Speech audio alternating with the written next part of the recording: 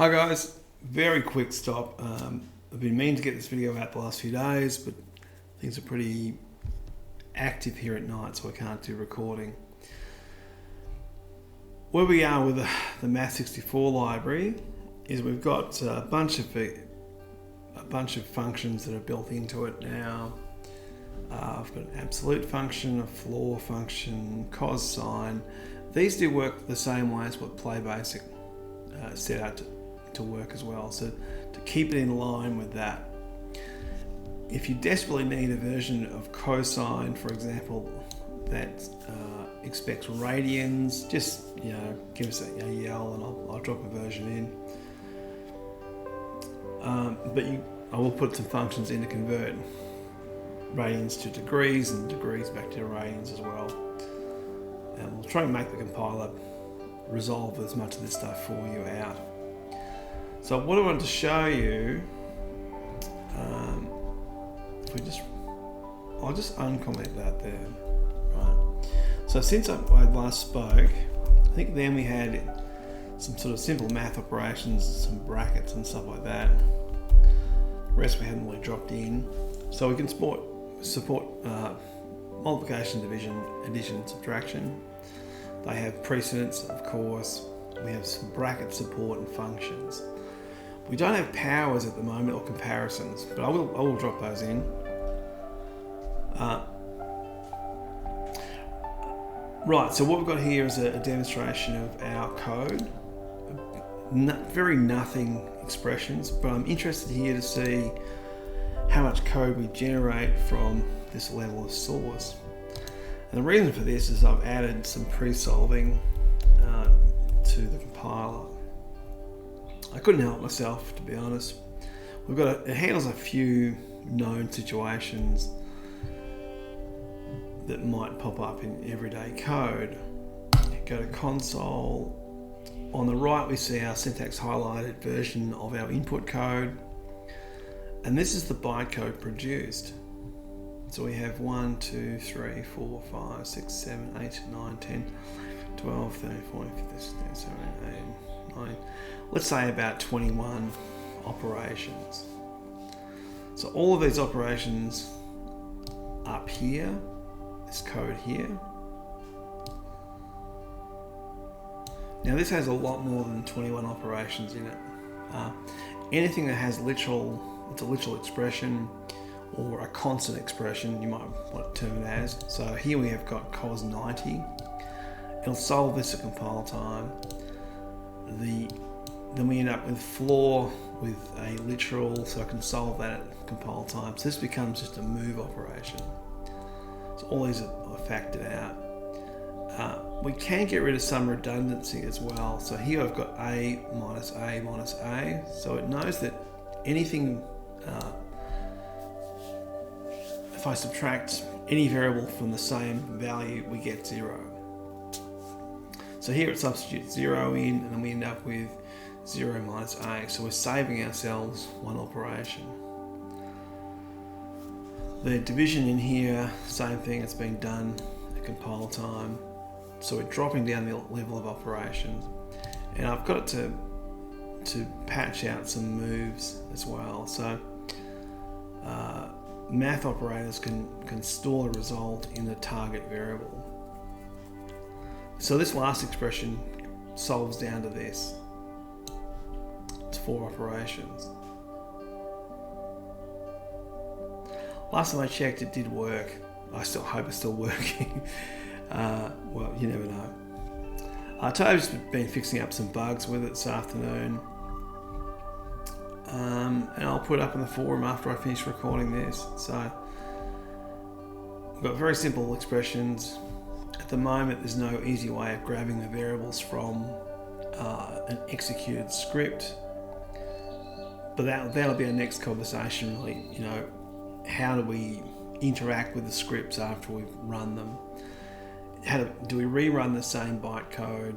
Do we reinitialize variables in it, or do we let them be static? Do we let them just keep changing? If you want to initialize anything, you'd have to put, like for example here, what variables have we declared? Let's say we're using variable d. if I wanted to ensure that that was always 0 when we started, I need to put, I need to have a declaration in here that says, d equals 0. Otherwise, when I run the script for a second time, whatever d was equal to at the end of the last execution, it will be that value, which might break some logic down here. I don't know. It may well or may not. Now, given that this is effectively a mini compiler and runtime, you pretty much could do drop-in expressions into your own application. So even if you don't need 64-bit precision, which is all this does, you could do simple math operations and pipe your data out into a script, have it solve that, and then pipe the results back. In other words, have a function.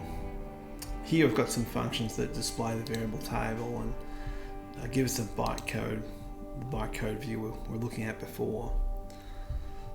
You'll notice that, where is that gone?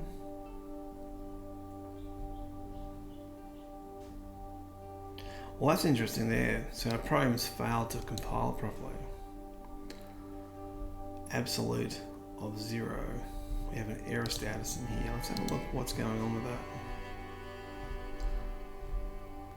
that. Okay, so here I didn't bother to put an end of line after it. In other words, when I adjoin this string here with this string here, it'll have result equals blah blah blah after it. It won't. So we end up with an expression that looks like a line that looks like this. When the solver is looking at this stuff in here, it goes, what the hell are you trying to have me solve out? Try it again, just make sure that that was our problem. Seems to be. Yeah, so that's okay. So this represents our move of 0 into that variable up front. Here we've got the runtime status of the variables at the end, including all the temps and literals. So what I think we'll do is we'll have a function that can read a value from a variable as like a string or a 32-bit value or something like that. I'll give you a pointer to that variable. Or probably have a copy variable where you can copy them by name or by pointer. So you would compute the pointers of where these variables are inside your scripts, and then you would use the copy pointers, the copy that uses pointers, to move a result variable from one script to another. Because ideally you probably have a bunch of these scripts doing different things. We could drop in some array support, we could drop in some comparisons kind of stuff, and I am going to add comparative operators in here. But what I mean is like an if statement block. Probably simpler than what PB has. We'll probably just have an if, an end if, and possibly an else in there as well. We won't worry about the if then at all. Because if then's a kind of an ugly situation actually. It doesn't really support stacking either, so you couldn't really do it. Well, I guess you probably could actually. I could implement those things there, I guess. But you would need colons between things. If a print,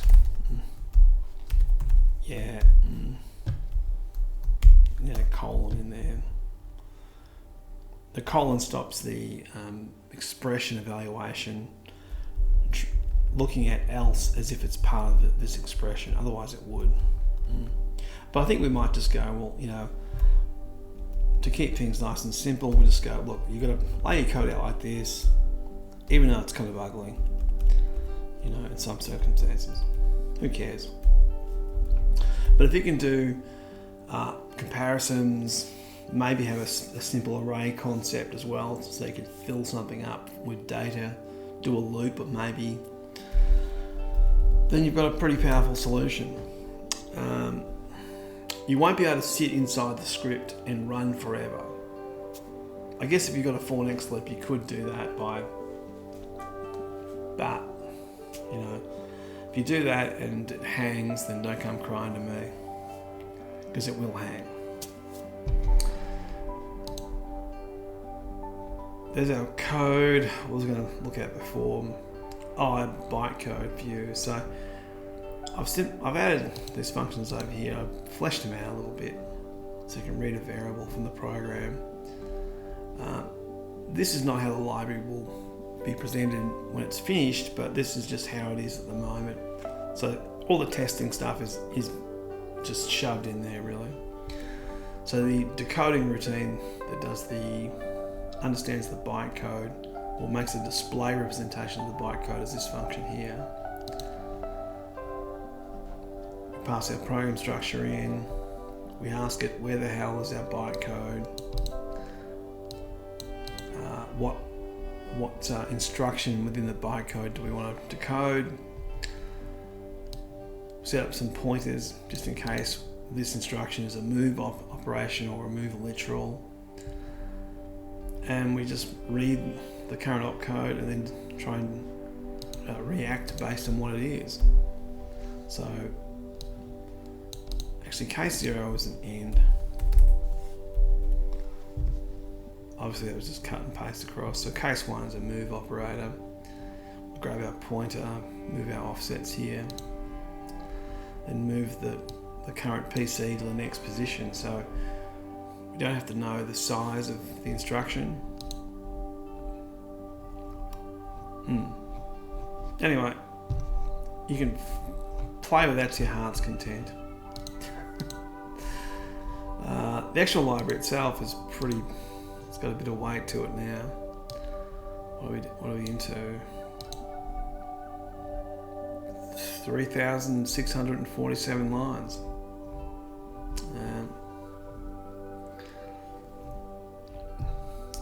Sort of drop some little library wrappers into things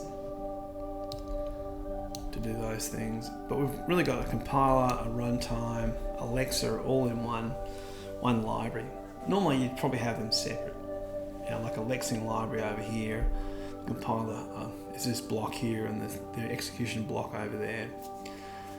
But as people would remember, that one of the reasons we're trying to separate PB is that it was built in this big blob of code, and over the time it's mishmashed of everything. If I continued working on this in the same pattern, we'd end up with basically the same problem, is that it's all interlinked with each other. But at least here I've used structures to define our bytecode, which makes it very easy to pick up where these bytecode operations are, or in particular finding the pieces of code that manipulate those pieces of bytecode. It's not the general compile that is the problem, is that all of these little optimizations that the compiler in PB places on your bytecode, what that does is it makes some really ugly sort of results. We'll separate this down to something simpler. Let's just have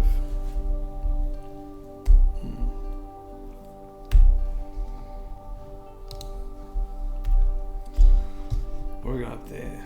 D equals 0. Alright, so let's say D equals D. So D equals 0 plus I don't know, B or whatever it is. Got one expression.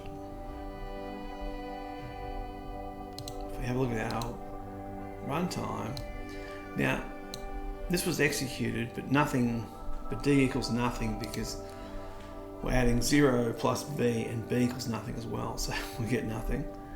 But our program compiles down to this.